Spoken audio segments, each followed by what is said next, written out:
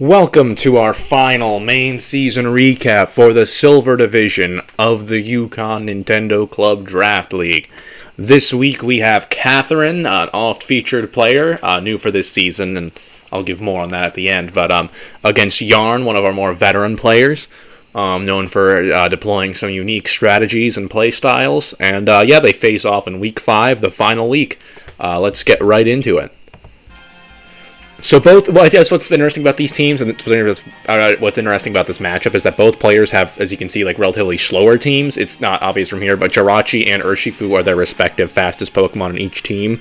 So kind of a lower speed barrier, right? A bit bulkier, certainly, but not a lot of power as well. You see a lot of big hitters on both sides, things like Mamoswine and Primarina and Urshifu. This is going to be an interesting battle.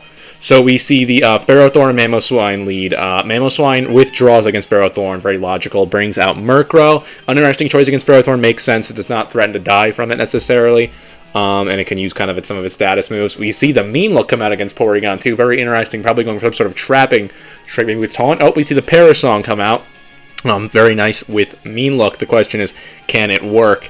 Porygon 2, it's pretty over the Thunderbolt, but if Murkrow can get off a Protect here, then maybe the Parasong can be completed. Certainly a Protect into a Roost would do the trick here. If Porygon 2 has options to get out of it, kind of depends on the Murkrow. We see the Roost come out, so Thunderbolt's not going to kill here, so it really comes down to what this Porygon 2 can pull off, because that would stall a Roost. We see the Thunderbolt come out again. Sadly, Porygon 2 cannot claim that kill. It really needs to reveal something different if it's going to get out of this. Maybe a momentum move like Teleport, I believe, would be able to get it out of it. Or, I don't know if it has many other options. I think it probably is Teleport is all I can think of for getting out of this Paris situation, because I don't think that could kill Murkrow. But we see the Teleport come out, and Porygon 2 is a safe man. Seems like Katherine was just kind of toying with Yarn there. Maybe seemed to get a paralysis Thunderbolt, just kind of testing the waters in the Murkrow set. Not a bad idea at all. We see Ditto come out. Katherine uses Ditto very interestingly. A lot of people just use Ditto for like a Choice Scarf Revenger to beat like a Sweeper or something, but Katherine seems to have no problem using it to copy these more defensive or utility Pokemon, which I always think is interesting. And it has paid dividends further in the past. So we see the Mean Look come out onto Suicune, which is very interesting. You could perhaps see this Ditto turning the same strategy back on Yarn, but Murkrow, the Ditto, I guess, disguised as Murkrow, gets right out of there. Suicune goes for Roar, revealing that a Mean Look strategy would not have been viable against it, because Suicune could have just roared out Murkrow and, the Ditto, it's confusing, at any time, and switched. We see Urshifu come in, which is a pretty decent matchup for Suicune, right? Defensive Water type against a Pokemon whose best attacking type is Water. We see Urshifu get out of there rather smartly, bring in Ferrothorn, always a great matchup into Suicune, and we'll see what this more utility-based Suicune does. It's got Roar and Scald, so it's a bit of an untraditional set with Roar, but Suicune have run that sometimes, right? That's not unheard of. It's a popular Crocoon variant. The question is if this is Calm Mind or not, which I somewhat doubt. Let's see. Did we see the Urshifu? Yeah, we saw the Rocky Helmet revealed for the Suicune, so I'd kind of doubt a Calm Mind, because that would be kind of weird to run it with Rocky Helmet, but that could work, right? So we see the Skull going to Ferrothorn with no burn, so Yarn withdrew wisely Suicune into Murkrow once again, trying to get something going. But with this Porygon 2 coming back into Murkrow, it's becoming increasingly obvious that there's not a lot that this Murkrow can do. With Wing Attack revealed as the last slot, it is walled by this Porygon 2. All it can do is really just Parasong and then wait for it to switch, I guess. We see the Toxic come out from Porygon 2. Katherine more securing that matchup even harder, where Murkrow's already wasn't really doing much to Porygon 2, but now it's going to be slowly dying in that process. So really good play from Katherine. I imagine we're going to see a Teleport come out here just to shake the Parasong with that good health in Porygon 2 and Toxic achieved. But we see this Thunderbolt instead. Not a bad play, just more damage on it. I probably would have teleported there, but it's really not a big deal. That was a fine time to Thunderbolt. And that damage on Sableye is not bad. The Sableye is going to Mega here, probably recover to get some of its health back. We will see what it goes for, maybe attempt a kind of a Moonshot knockoff to hit Porygon 2 and just get rid of that Eviolite. We see the Toxic come out. Katherine, I'm not sure if unaware of the Mega or just unaware of Sableye's ability, but that was a really unfortunate play. Very luckily for Katherine, though, the Toxic somehow misses on Magic Bounce. I did not know this was a thing that could happen, actually, because I usually don't see Magic Bounce moves miss. Usually things like Stealth Rock get bounced back. But yeah, so Porygon 2's due to Paris the next turn. Really is the time to switch or teleport. I'd go switch here just because who wants to risk a Toxic or knockoff from Sableye, but Katherine is willing to wish it, and I guess gets rewarded because Sableye, Yarn trying to show off his strats, whips out the Metronome, which Porygon 2 can definitely take advantage of here with a nicely timed teleport, and it does. Porygon 2 is out of here. This game, I'll be honest, takes a long time. There's a lot of bulky players. I think I'm gonna try to speed it up a little bit, just so, because I know there's a lot of turns and just want to be able to get to it. I will slow it down if things start moving too fast, though. We see Ditto come out, transform Mega Sableye, goes for Metronome itself. Katherine is willing to play this game. I think that's what I love about Katherine and her Ditto, is that she's just willing to play the exact same game her opponent plays and just try to throw it back at them. And with the Bolt Strike into the Paralysis, that was, I would say Katherine got much better use out of it than Yarn did, especially with Yarn rolling the Dragon Move into Primarina, who just takes no damage. It's a shame Yarn maybe didn't pack Knockoff or something, who could just be at least getting some nice item removal here. And especially with the Paralysis this low health, we see a nice Protect come out, maybe some Burn Chip for Primarina. But, yeah, it's over for this Sableye, right? This low, hazards on the field, paralyzed. It doesn't get worse than this. That Sableye is not going to be able to recover unless you put an opponent to sleep and remove the hat. Like, it's not going to happen. Jirachi comes out, takes the Moonblast, fine, lowered special attack. Let's see if that matters. Probably not, because usually because the Iron Hat or whatever. We see Ditto come up again. Katherine, what I like is with using this, Katherine has used this Ditto on maybe 4 Pokemon, and so she already knows the majority of Yarn sets, which I do think is the smartest part about using Ditto this way, where it's like she's seen most of Yarn's moves. The only thing she doesn't know about entirely are Mamoswine and Gallade, which are pretty predictable Pokemon anyway. So I think this use of Ditto by Katherine here has been fantastic. We see the Fire Punch come out. It's seeming like that maybe Jirachi's main coverage move, certainly at least for another Jirachi.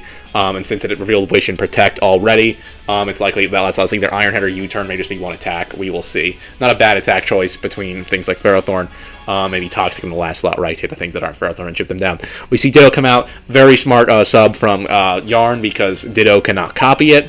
And Popster does not work, and Transform does not work on a substitute, which is very nice for Yarn. I really like this sequence. That it's a shame substitutes aren't really that effective without leftovers, but I don't blame Yarn actually at all here, because the Rocky Helmet is really useful for Urshifu, so it's kind of multitasking in a way that's maybe not ideal, but with the rest, at least it can bring back some recovery, which is good. I think this sequence is pretty decent for what Yarn needed to do. We see the power-up come out from Ferrothorn. Good damage, right? But with the Rocky Helmet being punished, it's not the best in the world, and notably, it only scores a 3-hit KO, not a coveted 2-hit KO. Katherine staying in, probably going to apply more pressure with Power Up, very wise. Yarn, recognizing the severity of the situation, switches out Suicune, because even though it takes Power Up well, it doesn't take it that well. Ferrothorn is basically just, Murkrow is basically just here to die at this point. But then again, so is Sableye. I almost question the Murkrow switch in there, just because Sableye's already doomed. It can't even balance with the hazards up.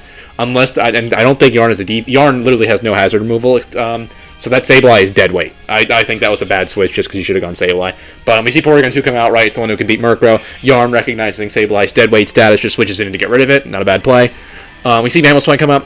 I think this is maybe Yarn's key to victory. Mamoswine is an incredible wall breaker, certainly if it has, can whip out Knockoff to get rid of the Evil in Porygon 2. Porygon 2 just runs away from it, which is a perfect play for Yarn, just to get those rocks up and put equal pressure on Katherine. With rocks. We see the Suicune come out really low now. Urshifu can take it out with a well-timed close combat, but thankfully Katherine makes a slight misplay and goes for Surging Strikes, getting really whipped by those Rocky Helmet, reminding us why Urshifu run protective pads so often. Not to say Katherine made a mistake not running them here, but without the close combat read, right? If you read Surging Strikes wrong without protective pads, you will get punished very harshly. So it's a bit of a tricky prediction game. We see Landorus come out. Interesting choice. Faster than Suicune, very powerful, but not strong enough. I think an Earthquake was the right move there. Katherine really not respecting Suicune's bulk, going for that U-turn. Suicune just eats that and says, "Thank you, I will take a rest," and sleeps up back to full. Yeah, that really is too bad. That's why you can't underestimate a bulky Pokemon like Suicune and try to kill it with pivoting moves, because you just need everything you can against it. I don't know if Katherine ran the calc or not, but you just really need what you can against it with a move like Earthquake, which would have been a kill there. Landorus comes in, attempting to maybe stop Mamoswine a little bit, but Mamoswine says, "No thank you," Ice Shards it, and takes it out. Primarina comes in, can probably take an Earthquake. Yarn, not taking any risks, goes to Jirachi, seemingly his Primarina answer. Primarina goes for a Scald, but similarly, can we say there's been no Scald burns this game, despite all the scalding, so nice RNG-less game here, I suppose you could say. Unfortunately for Katherine in that situation, because really the Scald on that Jirachi would have been amazing, because Ditto just gets bodied by that, again, really unfortunate critical Fire Punch, though to be fair, I think the number one also could have done the trick in 2 shots, I'm not really sure. But still very unfortunate. Thankfully, though, Katherine, once again, really utilizing the full set, brings out a Wish, giving that to Primarina. Maybe even a Ditto would have been the right call, though I'm not sure. Ditto's not Choice Scarf, so it's not the most reliable answer to Mamoswine or Gallade anyway. Primarina at full, though. It can kind of handle those Pokemon while it stays at full. Let's see what Primarina whips out against Suicune. We see a nice Energy Ball. Clean, almost 2-hit KO there. That is really the right move for the right situation here. Suicune is doomed in this situation, and rightly switches out. I imagine Jirachi is just going to eat the hit here. I can't see Katherine having predicted that that boldly. Not to say Katherine couldn't, but just that I might not predict that bold in a situation. It's kind of a big risk to let Suicune try something. Scald comes out. Doesn't burn the Jirachi once again. Katherine can release that. But I think what Katherine must know in this situation is that her Primarina is not in any real danger from this Jirachi at decent health, because she's seen whatever that last move is, which we don't know, but it doesn't seem to threaten Primarina. But maybe it does, because she switches it out. So maybe Porygon 2's better choice for the situation. We see Metronome. Okay, so Metronome's the last slot. Maybe Katherine didn't want to risk that kind of thing. Jirachi loses its King's Rock to no benefit. To be fair, King's Rock maybe it wasn't the most beneficial in the first place, only giving Metronome moves and Fire Punch a 20% chance to flinch, which isn't bad, but, it's just okay. Leftovers probably would have been better, but the King's Rock isn't bad here. It's an okay idea. But with only Fire Punch as your consistent attack, right, the 20% flinch for Metronome attacks isn't too consistent. Anyway, Katherine's just kind of juggling around this Jirachi in a way that I don't think is the best investment. I don't see what switching between Porygon 2 and Primarina gets you here, aside from more Stealth Rocks damage, unfortunately. Going for that last Scald, finally gets the burn. Very nice for Katherine, really limiting more of Jirachi's options for at least half of Metronome attacks and Fire Punch. Porygon 2 comes in now in a very dominant position. I think spamming Thunderbolt here with Porygon 2 may have been the way to go, just kind of stalling each other. Porygon 2 at least having the consistent 10% chance for paralysis, but who knows. Maybe Urshifu seems like it wouldn't have been a bad bring in here either, honestly, because the Jirachi only has Fire Punch, and unless they get lucky with Metronome, Urshifu, or even a Speedy V's, Urshifu is probably going to be faster anyway if it's invested and Jirachi isn't. And Fire Punch does nothing, and Metronome's just random, right? And Surgic Strike goes through Protect. So I think Katherine really made a big misplay by not going for Urshifu against this thing the moment it got burned, and honestly, even earlier. I guess there's the pressure from Suicune, right? But Urshifu should close combat here. Sadly, it doesn't. Close combat really would have been the right call there, just because it still does good damage to Jirachi. The defense drop wouldn't matter against Fire Punch. And it's just, yeah, you take out Suicune there without losing it and getting the wish. That may be a game-ending play for Katherine there. Ditto comes out, losing to Rocks. Katherine maybe, again, not understanding to be fair, I'd say Yarn made the same mistake, not understanding the value of sacking, leaving a Pokemon like Ditto just so you can switch it out to save another Pokemon later. Just sending it out like that when the Pokemon already fainted does nothing for you. Unfortunate Power Whip miss for Katherine. That chip on Murkrow is really needed if she's to bring the game back, so it's unfortunate that, maybe it's not that unfortunate, Murkrow might go down here, Murkrow goes down to a crit anyways, because it doesn't really matter, which is nice for Katherine, at least getting some more differential, but with Mamoswine and Gallade really has been menacing this whole game. I haven't been emphasizing enough how menacing it is in the back there, really with Primarina and with Landers gone and Primarina weakened, and Urshifu out, like, now all the things that could stop it are just gone. So that Gallade is well positioned for a cleanup in the late game. I think Yarn's just kind of biding his time with Jirachi a little bit, seeing what he can wear down. Now that all the good Jirachi answers are really gone, even with Leech Seed, things are looking very good for Jirachi. I wouldn't advise Yarn staying in here, obviously, just because the Leech Seed is a little rough, but he's just going for the Metronome, just thinking maybe I can get something to kill this Primarina. But as is the nature of Metronome, sadly, doesn't get anything good. The Scald and the Leech Seed are starting to really take their toll on Jirachi. The Katherine's flipped the tables a little bit, not of the game, but certainly against this Jirachi. And Metronome, let's see what it whips out. Aqua Ring, man, I don't think that'll bring it back, just because Primarina, I can just Scald there, and yep. But, at least Katherine's making some good progress, but that Gallade, I'm really not sure what the game plan is for it. GG is a fitting name for that Gallade in this situation, because there was 3 answers to it, if you count, did 3.5 if you count Ditto, 50% to outspeed it, but, those are all gone now. So Ferrothorn and Porygon 2 are just going to get close combated. I think Yarn really played very well to his end game. I think Katherine flubbed a lot, particularly with Urshifu, but it was still some very good play. And what I want to say about Katherine is, even though they are a new player, she's a new player, and I feel very bad about how I chose to showcase 2 of her losses, but I just thought they were some of the better battles, and Yarn was one of the only players that didn't hit, so I kind of had to pick one of their games for this week.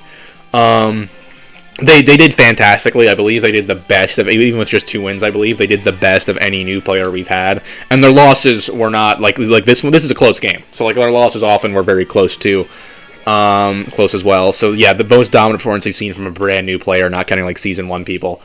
Really fantastic performance from Katherine this season, and this is also a good game for Yarn. Yarn's been definitely having some fun this season, going silly mode with things like what do you call them, like their their fear sets and their obviously their devotion to bringing metronome in this battle and that trapping Murkrow. But it worked out pretty well. That Suicune was pretty brilliant here. Gallade was very well positioned. Metronome did more for Katherine than it did for Jirachi, than it did for Yarn's Jirachi, but that's just how it goes sometimes with Metronome. But it was a very fun game to watch. I'm glad I covered a lot of turns, so I sped it up. But great game. We got to kind of showcase the best of these two players, who sadly did not make playoffs by a hair.